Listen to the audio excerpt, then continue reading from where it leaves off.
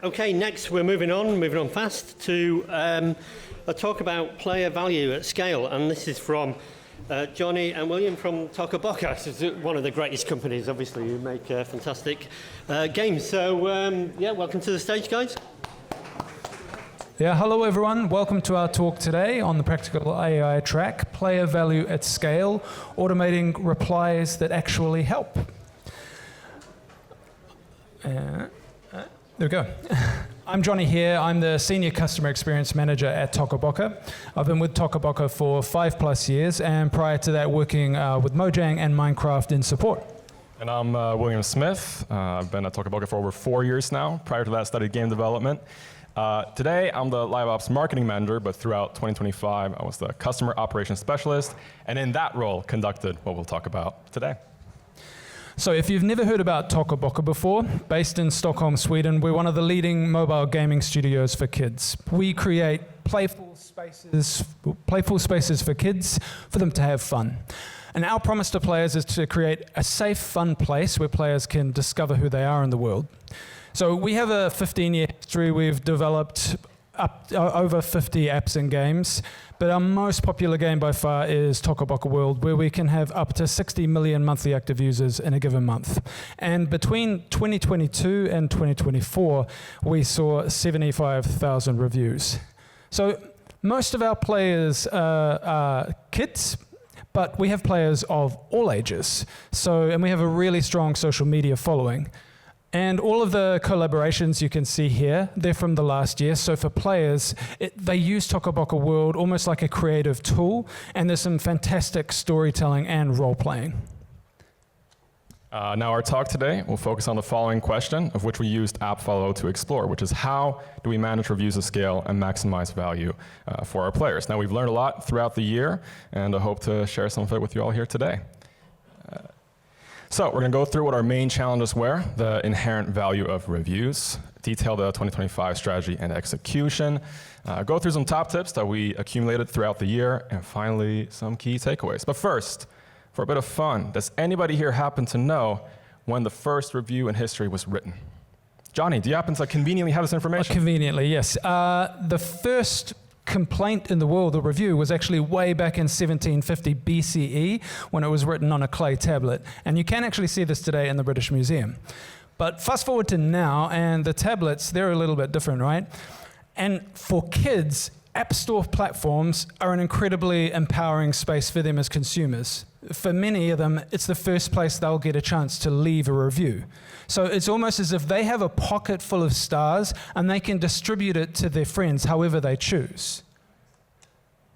So what we'd like to do now is just go over the context of our main challenges that we've faced. So as mentioned, with Toca Boca World, we see up to 60 million monthly active users in a given month. And between 2022 and 24, as mentioned, 75,000 monthly reviews on average. So we're talking about a really big scale here. And between 2022 and 2024, we have dealt with some difficult technical, almost architecture issues, and we've really seen that impact our 3-star reviews and ratings and below, as you can see here. So for us also, we've discovered that due to this, a reply to review strategy manually, it doesn't really scale well. And the biggest, most important thing, it doesn't provide the most value for our players. Now, even if you are able to reach all of your reviews under 4 stars, which is extremely difficult to do at scale, but let's imagine, the platforms today still won't give you the insight to understand what happens to that review after your reply, what your impact actually is. But AppFollow does, and you can see here looking at our sentiment tags, the impact that our replies were having. The issue that we was facing was we only had partial solutions in place for the aforementioned architecture issues. And players will speak with their stars. I mean, matter of fact, you can even see one of these, we were losing a whole star with that automation, which is not great.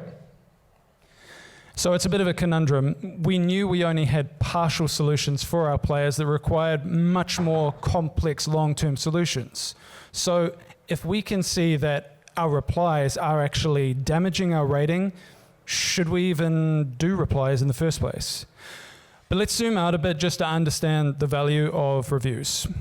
Hopefully it's pretty obvious to this room, but monitoring App Store reviews, they're incredibly important. Monitoring them is non-negotiable. I mean, that's how you understand how well your activations are doing, how successful you are. But failing to engage with user reviews, that shouldn't be taken lightly because that can affect how you are featured on App Store platforms. So for us, this conundrum, it was a bit of a no-brainer. We needed to find a path forward because our players needed the help. And for us and for our players, making them feel seen and heard is incredibly important. So to summarize, of course, listening to player sentiment, that's a key to measuring your activations and understand how you're going. But increasing your reply rate at scale, monitoring the reply effect, that is the key to really maximizing the value for your players with your reply to review strategy. Now we're still on this journey to this day, but we'd like to share with you how we adjusted our focus heading into 2025. So again, our objective was to maximize the value for our players with automating replying to reviews. And there were 4 core pillars that we identified where we really needed to challenge ourselves in order to achieve this. First of which being we needed to fully commit. Previously, our focus had mostly been on increasing our tagging and improving our reply effect. But this time around, we really wanted to go for reply rate, which is the actual quantity of reviews that we're automating and reaching in the first place. Now, this does open up a risk though, right? What if we're responding to tens of thousands of reviews every month, only to find that we're having a negative impact? And again, this is something we had already seen before. But instead of letting this make us more risk averse, we wanted to challenge ourselves and try to find a solution that satisfies both requirements. And that takes us to the next pillar, which is granular monitoring. Reply effect and rate goes hand in hand. So we quickly realized that we needed to implement an experiment-based approach where we could implement automations one by one through care and close monitoring. And monitoring that would allow us to see the effect of even the most subtle changes on a per copy, automation, and category basis. And then that takes us to the third pillar, which is high accuracy. This was the greatest strength that we had with our manual reply strategy, probably the only one. And this is where if you don't address this, the wheels can come off the wagon very quickly. You can blink and suddenly find you're not helping your players anymore. So for us, we need to assess, are we tagging correctly? Are we assessing and identifying issues accurately? Do we use approval mode where required? What was the next one?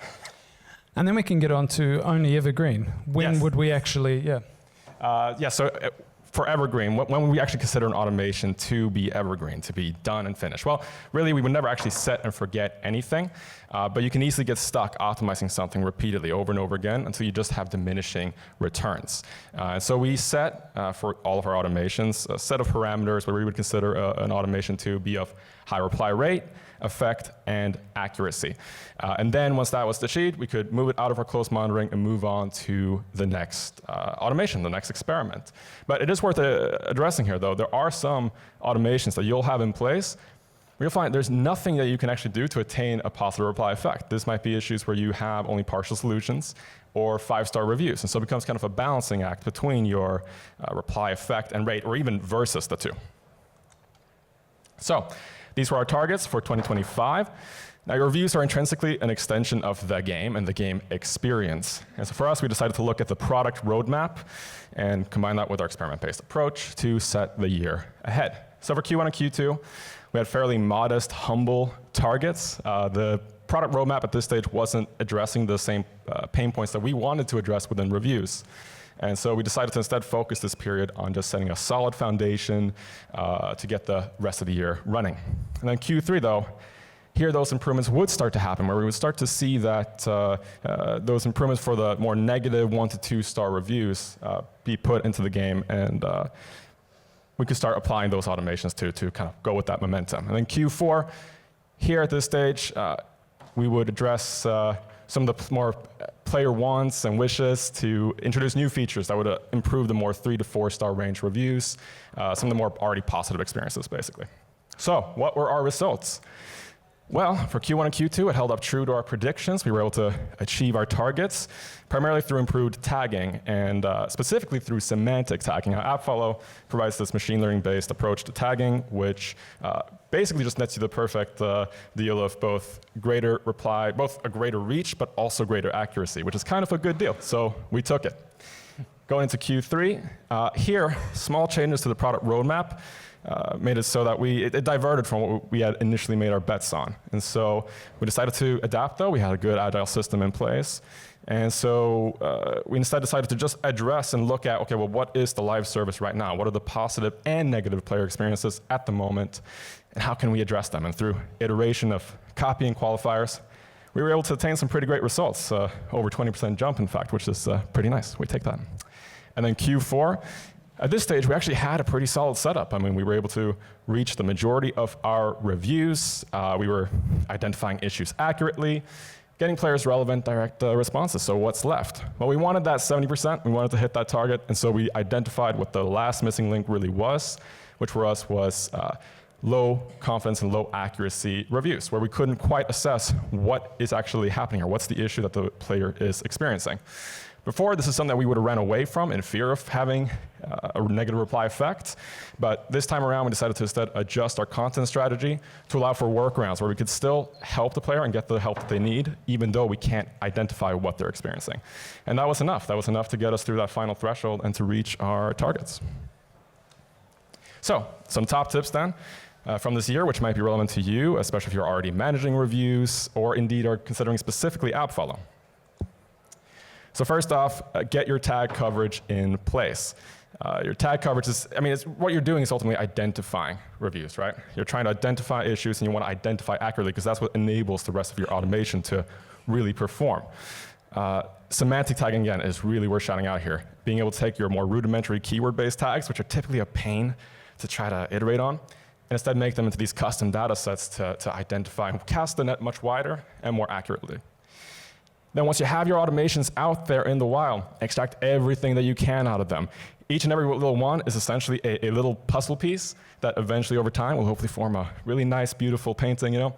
And so you want to extract everything you can out of them, especially over time as a status quo builds for your reply effect and rate. And then we still do manual work, but it's not the same. It's much more productive having your agents manually review automations as opposed to manually replied reviews one by one. All the great data that we've had through AppFollow has been super, that's what's enabled a lot of this. But quantitative data is always just going to be one piece of the puzzle. So having that other side of the coin has really given us that peace of mind and helped us nudge that reply effect, especially in the polishing stages. But what about copy? Ultimately, really, all that we're doing, we're sending a reply to a player. So it's pretty important, right? Now, at Toca Boca, we have some pretty strong tone of voice guidelines. And so for us, what made sense was to implement custom human authored responses and only create a handful per each automation. Now, you might ask, what about repetition? What about localization? Very astute. That's where AI comes in. That's where AppFollow's functionality in terms of rephrasing and translation has really helped us out so that we can send these fine-tuned, polished responses and have it reach a player in their language without repetition. And yet again, copy is as essential a component as anything else here. Keep monitoring and iterating because this is, this can single-handedly make or break your automation.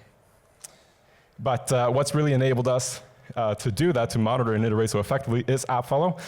So some shout-outs are due to AppFollow. They've been an incredibly helpful vendor throughout this entire process from day one, getting us that granular data and toolsets that we need to be able to achieve this. Other vendors, you might make a feature request, maybe hear back in half a year, hopefully, but they were always there for us in day one, helping us in the here and now to get to that next level. Now, we mentioned earlier that we would only run an automation if we're really confident about the data, but we actually removed this as a parameter because, one, we found we really needed to get out of our comfort zone, and this was one of our biggest learnings. So instead, what we did, we leaned into the inconclusive data, and we used more general responses, more general copy. And by doing so, we could cast the net much, much wider, and we could increase our reply rate dramatically. And as you can see, we saw great effect with our reply effect Of course, with 1-star ratings and reviews, they can only go up, but we saw very, very good results with up to 3 stars. And most importantly too, it's channeling your users to getting the help they need. One thing too, connected to it, put yourself in your user's shoes. So this is and think about how you can synergize your support resources. So this is a pretty simple example, but you can direct someone to a landing page of all your articles, which is fine, but it can become a bit overwhelming for the user. So instead you can consider having a master article, latest bugs, latest things they should be informed of. Then they feel like they're in the right space, they're going to get the help that they need. Now, we're just going to quickly, coming to the end, summarize our key takeaways and key results for 2025. Over to you. Yes, so some big numbers. From the beginning of 2025 until now, we saw a 95% increase in reply rate, plus 0.45 increase in reply effect, which is almost half a star, 681% increase in total reviews replied to year over year, and almost 27,000 stars added to ratings after review reply in the second half. Great. And to summarize and add to these key takeaways, firstly, get your house in order with your keyword tracking, because that's going to be what unlocks automations and helps you drill down in your analysis. Now, and for us, I think the hypothesis proved correct, that automating replies, it did assist us in scaling, but also, more importantly, it provided much more value for our players. And of course, get yourself out of your comfort zone, really push yourself on the reply rate. And it's about scaffolding AI on top of your human processes. And monitor, continue iterating, because it's that human touch iterated with data and with an AI that just, it's a beautiful combination and it works really well. And lastly, app reviews and ratings, they're not just about your app reputation, particularly for kids. They see it as a direct channel to communicating with your game and brand. So for us, we're really proud that we really have maximized the value for our players here. And for us in the future, the next steps to explore some features that we haven't really unlocked yet, AI replies and really getting us out of our comfort zone even more, and our knowledge-based feature with app follow. So really synergizing our resources even more and just continuing to build and maximizing that value for our players. So finally, last message, you take it from here. Please reach out to us. We're very, very easy to find, very easy names to find on LinkedIn as well. We would love to hear what you're doing. We would love to hear if you're using AppFollow, how you're using AppFollow. And yeah, let's keep up the conversation, trade notes. So thank you all very much. And yeah, have a great day. Thank you.